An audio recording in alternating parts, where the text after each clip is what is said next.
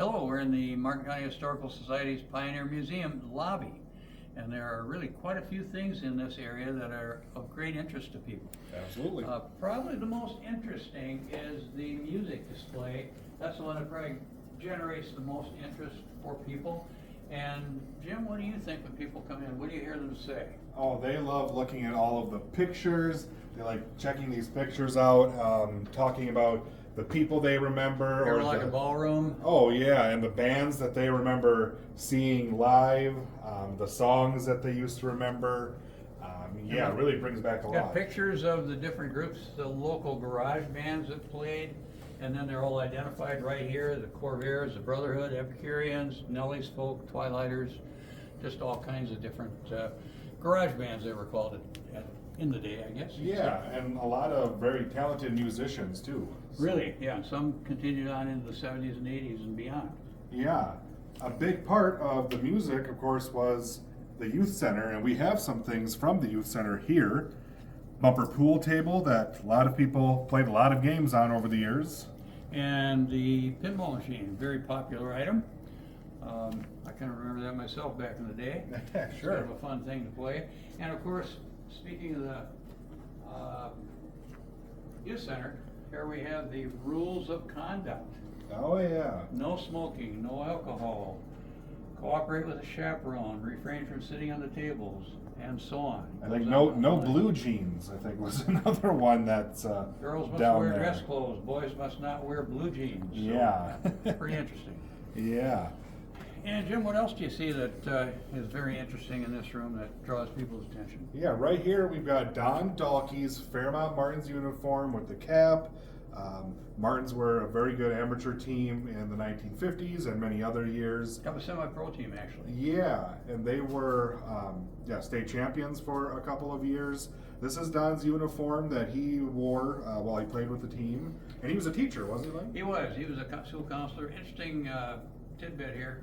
He also played semi-pro ball for the Hollywood Stars in Hollywood, California, plus Oh, sure. 3 other minor league teams. One was Denver, and I don't recall the others, but one in Texas, I guess. So, very interesting. Yeah. What's kicking over there, Jim? Well, you probably hear this. That lovely running sound is our Kickin' Chicken sign. This sign, neon here, comes from the Feed Bag restaurant, nicknamed the Kickin' Chicken. This was a drive-in restaurant, so they'd come out to you on the roller skates, bring you your food. We also have this other sign here, Lenny. KSUM radio sign. KSUM came into existence on December 31st, 1948. KSUM, KFMC, radio station, Fairmont, Minnesota, just recently bought out by another organization, but it's still KSUM. Sure. And then over here, we've got our, what we call our theme display, and this changes about every year. And this year, Lenny, it kind of goes along with some of our projects, like your book that you're working on. Right, businesses, historic businesses in Martin County, and these are examples of a number of the businesses that are in the book. Dan's Appliance, when he was located on South Albion Avenue. Of course, the East Chain Hatchery, located in East Chain. Good News Bookstore, this is an older picture from about the 1970s of the Good News Bookstore. Sirloin House, currently named Ambiance on Albion, when that was in existence. Just a lot of different businesses that are shown and portrayed both here and in the book. Oh, yeah. I especially like that one back there, the Gukin Studio.